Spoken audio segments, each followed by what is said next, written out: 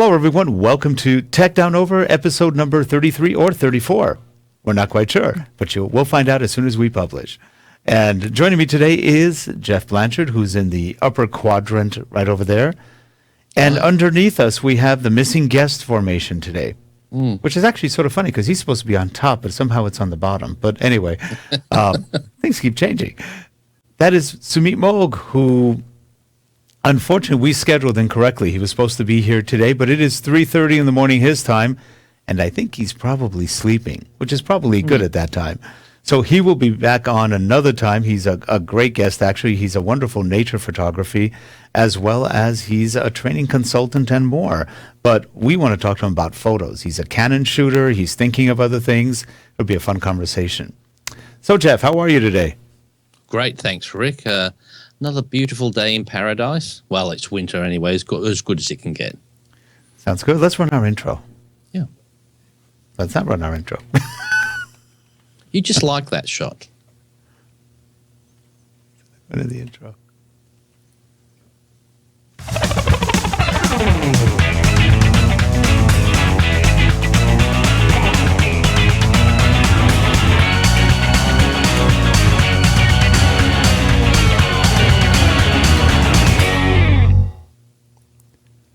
And we are back. Yes. I'm back. Let me anyway. get Jeff back in here. There we go. Oh, it's in the one big shot. That's good. I'm back. All right. Well, we have absolutely nothing planned for today, so we're just going to ad-lib it, wing it, because we didn't really prepare a show thinking that Sumeet was going to be on. He's sleeping, so now we're awake. We're wide awake going, what do we talk about? Well, there's a lot of things to talk about. Now, Jeff, last week you sent me links about the new, they're not so new anymore. They're about 2 months old on some of them. Some of them are newer. Some of them are older. But the updates to the Panasonic line of cameras. And I got mine done. I got the GH4 and the FZ1000 updated, the firmware updates. And they look good. They've actually made some nice improvements. I don't know if you've noticed. At least to me, the actual LCD display looks better. Well, I did do that, and they did have that the 4K based shooting mode for the still photography. As I said, it is there in the menu, but you just got to make sure you've got everything set right, because if you don't, it will be frosted out, and you won't be able to pick it. So you've got to be on the video filming part of it before it'll be active in your menu. Oh, that's why I didn't see it. Okay, because I was looking for it yesterday. I go, where is it? Yeah, no, it'll be frosted out. It'll be one of the, because it did that to me. So unless you're into the video filming portion with a little bit of camera, then it will allow you to set it. But I've done some filming in it, but I've been a bit lazy and haven't connected it up and saw what does it do and how, because apparently with that one, it will capture your, 60 frames a second. Yes, that's pretty fast. Like a base, but chop it up, so it won't do very good in video. But even then, I've looked at the video, and it seems to still capture that okay. But it's quite amazing what they are doing with that. Yeah, it's kind of a video snippet, so you get maybe a minute of shots, but in that minute, you've got quite a few shots. You've got 60 shots a second times 60, 460 shots in one fell swoop. But it still really confuses me. Well, yeah, it's a 4K image, so we've got a camera that does, 16 megapixels. Yes. So why is the 4K one doing as good as the 16K? It's amazing, isn't it? And like some of the technology that's going to be out there, they're going to be doing, as we said last week, the 8K, I know, which will do about 32 megapixel quality. But it just goes to show, like I've always been the one, I don't go too much on specs. I just see what's the quality that comes out of a particular thing, because it's not always the best quality makes the best picture. Because I know when, years ago when some of the earlier plasma TVs came out, and I was working for Sony at the time, they did excellent quality. Yes. But it was so good, so high spec, the picture was awful because it's the whole point of television is a blurred motion, isn't it? When you make it that perfect, it doesn't look as good. So that they had to have a mode in it which cut it down to normal, which gave it a better image. But say something like a still image on the screen was fantastic, but if you had too much movement, it wasn't good. So it's like that with the technology these days. That's true. Now Now, you know, it's interesting. I just looked, and Vizio out here just came out with their first 4K TV for $1,600, 60-inch TV. Oh, That's not that expensive.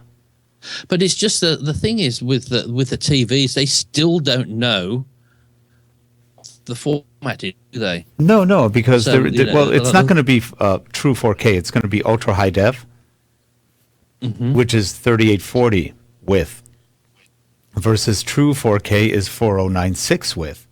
So that's going to be the big difference. One of them is going to be 4096. Ultra high def is 3840. So just 1980 times 2 is basically what you're doing. So 3840 versus 1980. So that's still going to look very good. But the thing is that's what the quality is that good now in just the normal, your high definition. It's a bit like you remember when there was it Super VHS? Remember that? That was an old one, and yeah, it was great quality, but you only noticed the difference if you lined one up and had it side by side and got your magnifying glass out. Oh yes, you could see it was a better quality, but as I said, people just see that they're not going. It's only if you present them with the better, the good one and the better one. Oh, that is much better. But most people don't. No, don't see and in fact, when you look at TVs, also, for example, the only one right now who probably has the best image of all is Sharp, with the Sharp Quatron. Yeah. The Quatron has the yellow pixel, so as a result, you have CMY. So you have cyan, magenta, yellow, and cyan, magenta, yellow, and black, just like printing. So you have all the colors, so you can make much more combinations of colors. And because of the yellow, it doesn't have that LED blue feel to it. It's a lot warmer. And as a result, they have the patent on that. I don't know how long those last 20 years. So probably for another maybe 15 years, they may have the patent to that. And nobody else has done it. They're doing other things to try to warm things up with filters and things like that. But the actual pixel makes all the difference in the world for skin tones and everything else. But you pay a premium for that. You're paying about $500 more for an equivalent TV from another brand. But what I don't get, still with all the technology, like I've got an LG one with the LED one, but the quality still is not as good as the older plasma. It's because of the LEDs are harsher. Yeah. They have a little more, if you notice, a little bit more of a bluish tone, a little bit harsher, And so they don't look as human. But they're getting better. They're getting better and better and better. And I think that's what you're seeing. The plasmas were extremely warm and rich, and the colors were beautiful. But plasma screens didn't last that long, and now they're cheap. You can buy a plasma for nothing. But they also consume about 5 times more power. All right, is that one of the main? That's things one of they're on that? hotter. They consume power, so that's definitely one of the reasons they moved off of that. Because making a plasma screen is cheap now, but LEDs are very cheap. I remember when they first came out, a plasma screen was starting off at about $40,000. Oh, it was I know. only the realms of, in the CEO's office for the boardroom. And that, and that was a 42-inch. Like Microsoft who would get it. That would be, it said 42-inch or something, and that was huge back then. And now, people have got computer monitors as big as that these days. I know, that's true. In fact, there's a new 4K monitor released by, I think, was this the LG one? It's a 42-inch, a 32-inch monitor, 4K for your desktop. 32 is nice. I think it's an LG. There's an HP, an LG, and the Asus are all the top monitors right now in the 4K realm. And this is 32-inch for about, I think, $1,300. But you can get a 28-inch for about $600 or $5 something. So, I mean, for 4 extra inches, I don't know. I don't know if it's worth the extra double in price. Yeah, they're just fantastic. But one of the things that gets me, though, they all call them smart TVs these days.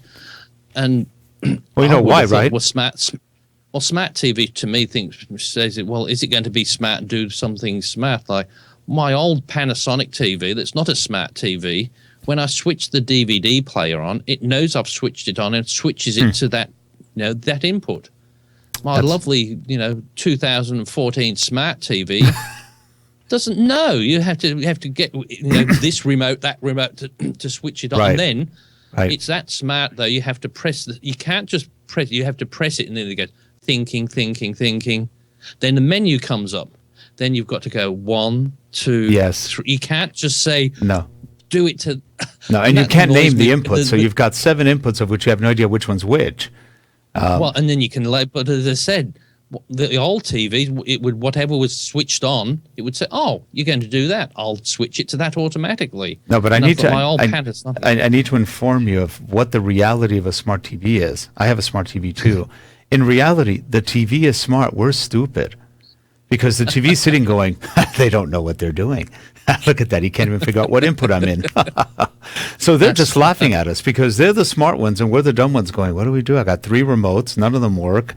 So you do wonder sometimes. And I'm also convinced the smarter the TVs, the dumber we're all getting as a society. So you just kind of wonder. Well, have you seen that? They used to have that Logitech used to sell that universal remote, the one that would hook up. Well, they've still got that one, but it's they've revamped it a bit, and it's here. I don't know. It was about $99. They say it's $179, but everybody buys it for about $99. But what it does, it has the normal traditional remote, then sets up on the internet so you can program all your things into it. Right. But what the great thing is with it, it hooks up to your iPad, your LG tablet, any of the devices, your phone, so you can do it all through your phone as well. Oh, that's nice. Yeah, so it does really good. So it's not just that remote, and plus you can put the sensor things in different rooms as well, so you can have having access from different rooms. So if you want to stream it through there, but that's starting to become really affordable and good. But you need things like that. Like I thought, if it wasn't me putting this TV on, I could just see my mother doing it. She'd never watch TV. Right. She'd be sat there in the dark because they said you don't just switch it on. I said, well, how would they navigate this? And it's got all these strange menus. There's no buttons to press, and then you have to do a combination. Well, I better switch the amplifier on because I've got it hooked up to the speaker. You won't get sound, and then I have to have it on the TV, so outputs to that. Then have that selected to DVD, so it all goes out through that section. So. Yeah. But I do feel quite accomplished, like I've done a major task to make sure. And then I did something the other week, and I thought, my God, I've got to record something. When was the last time you recorded something? I don't do that much these days. I don't do that much. I do a little bit, and it's okay. It's not the best recorder that comes with we're on Time Warner, and the box is so. It's not great. But it does record. It gets it wrong half the time. It doesn't work well on series recordings. It has confusion. No. It's supposed to say, the problem is they rely on the signal from the TVs, from the episodes they get. And if they don't code them right, like saying this is new or this is a rerun, then you just record everything. And you wind up having 7 of the same. It just gets really ugly after a while. So I record, but not that much. And I don't watch that much TV, actually. I watch 2 or 3 shows, and that's probably about it. And probably should watch more. That's the same thing with me since sort of the advent of the internet and decent speeds and broadband. I really used to be an avid watcher of TV. I'd watch at least 2 hours a night. Yeah, same here. And now let me ask you. You watch a lot of podcasts. How much per night would you say you watch a podcast? Yeah, I'll watch every night. There's something, and if I've got nothing else to do, I will have the podcast like This Week in Tech with Leo Laporte that going in the background. And now even with the TVs, if I want, now I've even got to the stage sometimes when I think, hang on, I'm watching this. The TVs have got the YouTube channel on it, so sometimes I'll watch that on there because the quality is so good. But like they've been saying, these the TV channels need to start watching it, because if they don't diverse and get into the internet or streaming, they're all going to be dead. Because I mean, what drives your live to air TV is all their advertising, and people are just watching on demand. Even the going away from. Like, it's becoming a generation. People say, "What's cable?" I don't know, because people aren't buying it. It's a thing of the older generation now, isn't it? So people say, "Well, why do I need to pay for cable when I can just type in and get it the stuff that I want to watch?" And do you really need 300 channels of mostly garbage? Of the 300 channels, you probably watch 10 of them.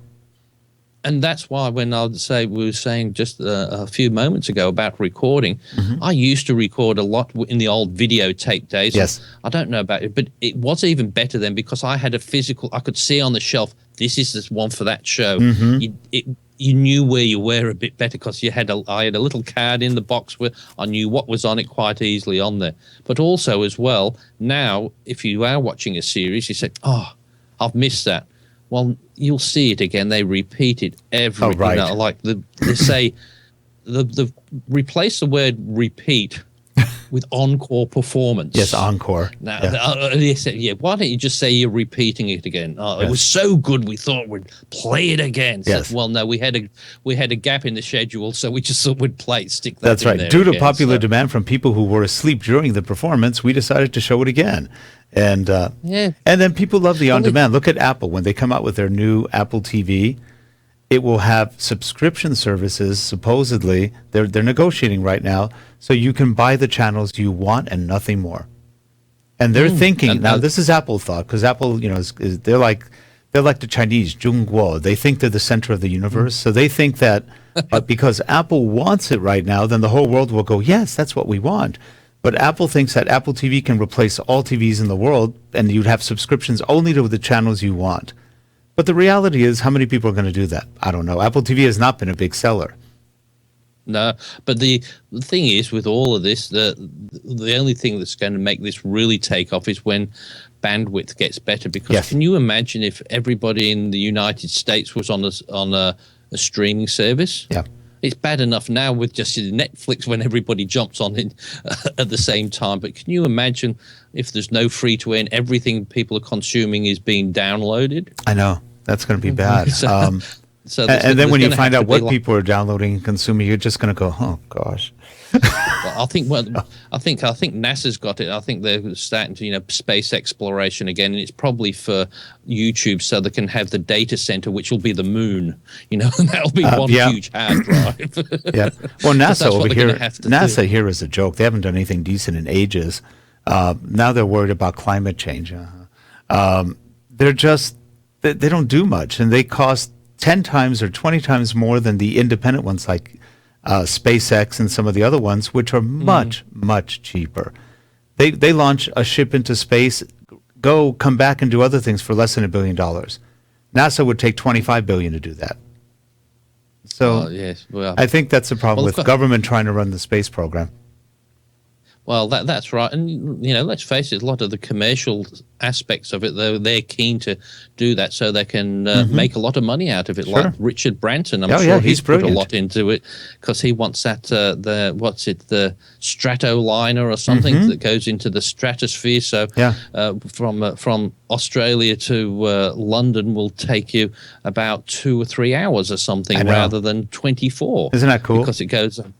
But the strange thing is years ago there used to be a show in England called Till Death Us Do Part, and there was an old bigot there, and that was a show that Archie Bunker was based on. Okay, he was he was the English bigot type thing, and Archie Bunker was the American version. Yeah, and what this fella was saying, his wife had to go to Australia. And he was explaining to his son-in-law how it works. He says that plane, it goes up in the air and it just stays there. It stays there, and that's why it takes you over 24 hours to get there. The world comes around and said, "There you go, mate. There's Melbourne. Dive," and it goes down there. And that's quite similar what this Stratoliner really is doing, going that far up and then just straight down. But it's sort of doing the similar sort of thing. It is. I mean, if you look at it, I remember in the old days, and I think to a point they still do this. We flew to Hong Kong from L.A., and actually it was from San Francisco to Hong Kong, and we went first up to the North Pole, and then we jumped down back into Japan. And then that was still about a 24-hour flight, but we went straight up and down in those days. And they said that was quicker than having to go across. So that's it. In '84, on my first trip to Los Angeles, that's what I couldn't understand. But you just think of you're thinking of the flat world theory, aren't you, when you're traveling? Yep. And like I went from Melbourne to Los Angeles, and I went from Los Angeles to London, and I couldn't understand. Well, from Los Angeles to New York takes me 10 hours or something, but from Los Angeles to London takes me 9. How's that? Well, no, because you go around the top of the world. You don't go from Los Angeles to New York and then London. You just, because it's round and it's shorter. But you don't think about things like that, because you think, well, it's shorter, so you're going over the top and coming down the other side. But and if they only built a tunnel all the way through, that'd be kind of cool too. Well, and also, my suggestion for travel is don't bother about making it faster.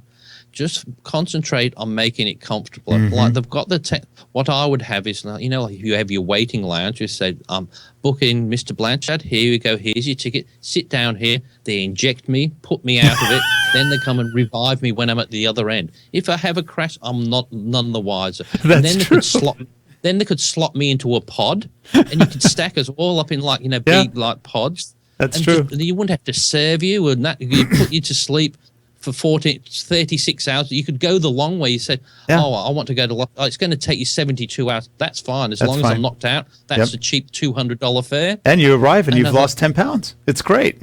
Yep, that's right. But you could just hibernate you for that. But I don't think that's such a silly idea. Can you imagine not just going there and then waking up 5 minutes later, according to you, and you're halfway across the world. And if there was a terrible accident, you would be none the wiser. That's true. And I keep thinking, look, we worry about all these terrorists and this and taking over planes. But the reality is all the pilot has to do is turn off the pressure in the plane and they're all knocked out in 2 seconds. So why do we make all these special rules when all they really have to do is go and the whole back of the cabin's asleep? Funny how we don't talk about that. One of my favorite films is it's a really cheap, cruddy film. Was done late 80s, I think. It was Cheryl Ladd and Chris Christopherson called Millennium. I love that movie. I love that. I got that on. Not to mention DVD. Cheryl Ladd was awfully good to look at, but she still had, and I just loved all the things like the different things. She came from so far in the future. Yes. Where with the air quality, what she had to do before she came back to here is have at least half a dozen cigarettes before she came back, because her lungs couldn't cope with the purity of the air here. So she had to and then when she was in a restaurant in air time, she just flicked the cigarette and the computer would zap it in midair. And so she did this in a crowded restaurant in Los Angeles, I think, and just flicked it into the crowd. So, but that was quite a good thing, where they would drag the plane from the present time into the future, because they knew that was going to crash and take all the people to populate the future. They would just freeze it. They would just freeze it and put it right back where it was, and people got off. It was an interesting concept. I thought the ending was so corny. This is not the end. This is not the beginning. This is not the beginning of the end. Maybe it is the end of the beginning. And it's like, oh, God, what next? Because I know how old it was, because I remember Daniel J. Travanti was on it, and he was my favorite captain in Hill Street Blues. Remember that? And that's how long ago. Yeah, that movie's early 80s, shows. early 80s, 83, 84? 80s, yeah. And these shows were so popular, but we all still had the corny catch lines. Like, you remember Hill Street Blues? There would be the captain or the sergeant. Hey, now be careful out there. Yeah. And that's what he always says. Oh, yeah. So you tell me something I don't know. Yeah. Well, they call that reusable content. It's just reusable content. Keep using it over and over. That's efficient. So you find a good line, you stick with it. Sort of like at the end of every Hawaii Five-0, book 'em, Dano. Everything was book 'em, Dano. I'll tell you, the only thing I like about that new Hawaii Five-0, have you had a look at that? Yeah, I saw the first one. I couldn't get into it, but I heard it's gotten better.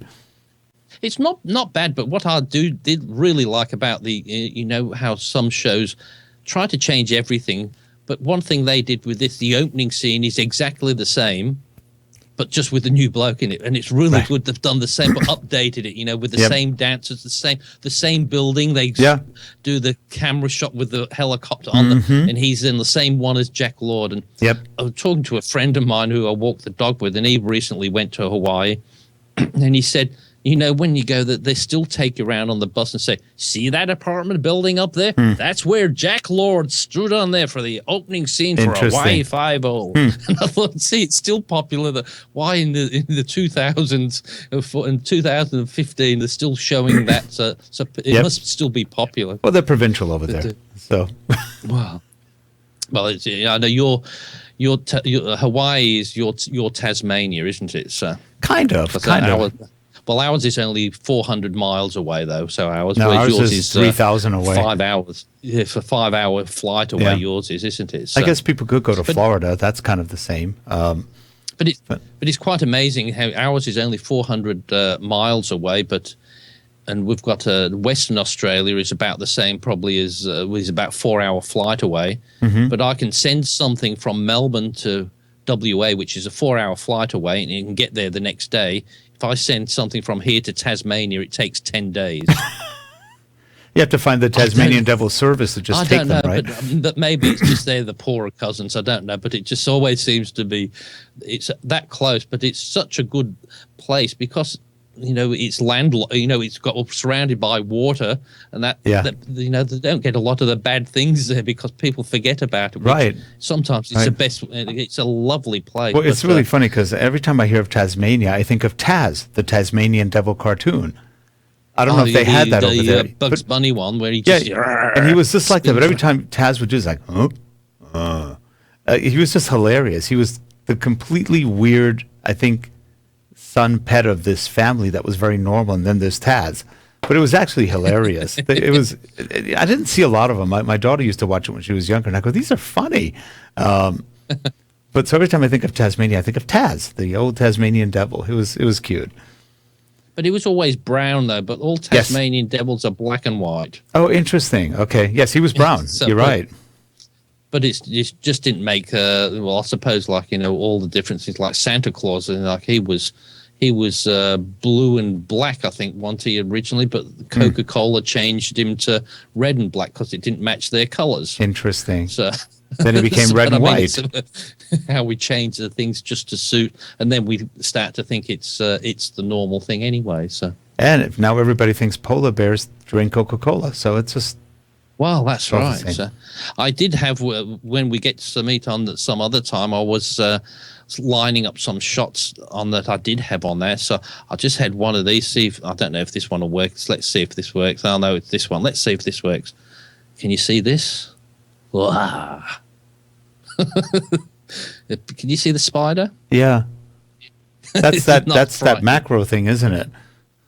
Oh, that's just, but just some of. Well, hey, he's got this one. Just really, it's just so beautiful. This shot. I just think when people go out and look about photography, they start like I do. I must admit, I do that. I start looking at things and trying to think, well, what interesting things can I find? But there's so many interesting things just there in the background, isn't there? There's always something to take a photo of. You don't need an event. You can see the cruddy shed in the background that's falling down. That can usually get you some really good shots. So yep. I've really got to get out there and start shooting some more images. But he's got some beautiful shots there on this site and that. So yeah, it's funny. All of a sudden, I noticed that you had the Skype buttons underneath you, but they weren't going away. Now they just went away. Weird. I can just see that they're not. But on this shot, on the full screen, now they just went away, there, but they didn't go away before. I was going, why aren't they going away? It's we've upgraded machines and things are acting a little weird. We said the other day we're waiting for the day. Listen, if you listen to this, Microsoft, where we can pay a little bit for Skype, but have a really good connection. Well, supposedly that's coming. They are going to be releasing Skype for Business imminently, if they haven't already. That's supposed to be a little bit better, but I don't know what the exact requirements are or specifications. So we'll see if that actually makes a difference. Because I'd love to pay a little bit more just to get something that works consistently across the board. Now Skype's not that bad; it's pretty amazing considering. But considering the amount of people, yeah, but it could definitely use some improvements and just more consistency on some of the things they do. Like, for example, when you go full screen, not seeing a little image. What if you don't want that image? How do we get rid of it? Things like that. Well, that's right. Yeah, because you can see in the bottom corner, you can see your screen on there as well, which you don't want to see that. And then if you look in that screen, you probably see another picture in that. You probably would. It goes on to infinity. Yep. Infinity. That's right. But it would be nice to say, okay, if you're going full screen, you don't want to show that because, like, if I share my screen on a traditional one, not through Wirecast, then it shows a picture of me and then the sharing the screen and the Skype thing. So you have myself. So like the other week when you had in your Lectora one, you had the fella from Russia. Yes, Sergey. On there, Sergey, and it was going because he forgot he was still sharing his screen, but it didn't make any difference because he was still there in the bottom corner. Right. So that made a good thing. So you could still see him, and I didn't even notice myself because I was so interested in listening to what he had to say. You didn't notice that. And then the only thing you could do is you could crop out.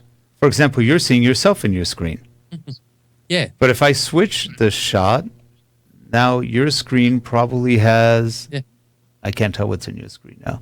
That's you. Yeah, it's me in the corner. It's you still in the corner. Okay, interesting. Yeah. So it's quite strange. So we'll have to look around. Maybe there's some new settings that we can change. It's been a while since I looked at. I think the problem is if they did get something where you would know you'd get a perfect connection if you paid for it, then people would have to start admitting that they can throttle you when they want to, and not when you pay for it. And they say they don't do things like that. So yeah, and knowing our politicians, they'll get a hold of it and they'll throttle anybody who's not of their particular party. Mm. So this is. But what we've got here, I don't know. We've got a new NBN, the National Broadband Network here. And so they're replacing all the phone lines, all the things on that. So now it's into our area. So they're claiming, 100 megabits? That's pretty good. For the, but if you stand on, if you just pay the paupers one, it's still 12. But that's probably what I'm on now, which is reasonable. It's doing, but I mean, and the key word on all of these is in the very minuscule words on every contract. Up to. So up to means it could be 11 or 12 or 5. That's right. And then it could at 3:32 on a Monday morning, it would be that speed. But you didn't log on then. But I'm not that gullible to think it's going to be all up. But if it's currently what we've got now and a bit better, but now it's good because we're on now it's available, and we're on fiber optics, and here we're on fiber optics, and as a result. You do get a guaranteed minimum. So, for example, we're supposed to have 300 down and 300 up. We actually get more. We get about 315, 320 down, and we've gotten up to 350 up. And we just go, wow. It just cranks sometimes. Does that cost you a lot? About 300 a month, 350. So it's not too bad. I mean, that's business files, and it's super fast. It's called Quantum Files. Which is funny because Quantum is really small.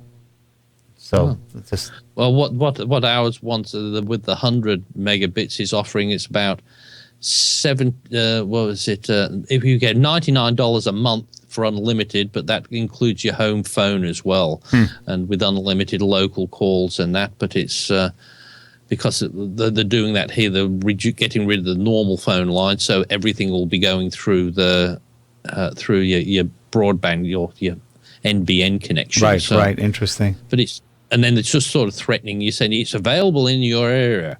And please be aware that if you don't take up one of these offers, eventually you won't be able to make any phone calls. But I think it's like the TV, the analog. So we're switching it off. But it'll probably be 10 years before they do that. But they kept threatening everybody with the TV. Well, here they finally did. Switch it off last year, didn't they? Yep, and they finally did, and nobody noticed. Yeah, because it was supposed to switch off I don't know about yours, but the analog TV here was supposed to switch off in 2008. Yes. And that was from 1999. And they kept it another 3 or 4 years. Mm-hmm. Yeah. But by then, nobody really, the switch is off, and I never heard one thing of people saying, how dare they do that? Right. Because TVs, they've done such a good job of giving the technology was so much cheaper to get out there. That's true. Anyway. Well, Jeff, we are about 45 minutes into this, so we might as well call this a show. Today was a little bit of a trip down memory lane and some other things. We should do a retro show one day and really talk about the past, scare everybody. Well, it's a bit like these shows where we don't have anything planned. We seem to have we go more in depth, don't we? Because we just keep going. And when we have something planned, we get to the start at the top of the list and finish it. Oh well, let's go home. That's it. Yep, that's funny. Well, Jeff, a pleasure as always. I'll see if we can get Sumeet in shortly. We're going to have Dave Dugdale here in September timeframe. So saw I'm that. looking That'd forward be to that good, one. Sal. I really like him. I don't know if you watch his podcasts, but I find haven't, him. but I will do now because I wasn't really aware of him. But He's I'll great. start watching because it looks very good. And what I like about him, his style is one of just, I'm learning along with you. He acts like it sometimes. He really knows his stuff, but he has a very natural, relaxed style, and his stuff is good. He does good product reviews and everything else. So it'll be fun to have him on. I invited him. I downloaded one of his courses and said, hey, would you like to come on? We'd love to have you. And he said, sure, but I can't do it in summer right now, maybe September. So we're going to coordinate in September. I think summer he goes out and films a lot and shoots and everything else. He's the one who has sold all his Canon, and he went to Panasonic and Sony. Oh, Among well, many. that's good. A lot Yeah. of people have sold their Canon glass and everything else. Interesting. So anyway, well, if you are watching the show, there's a little thumbs up button beneath us. Subscribe, make us feel good, and hopefully we're making you feel good with our banter. And actually subscribe and press the thumb up button. That way you get two for the price of one. It's really expensive to do that, so get the free price. Jeff, till next week. Okay. Have a good one, everyone. Bye for now. Take care. Bye-bye. Bye.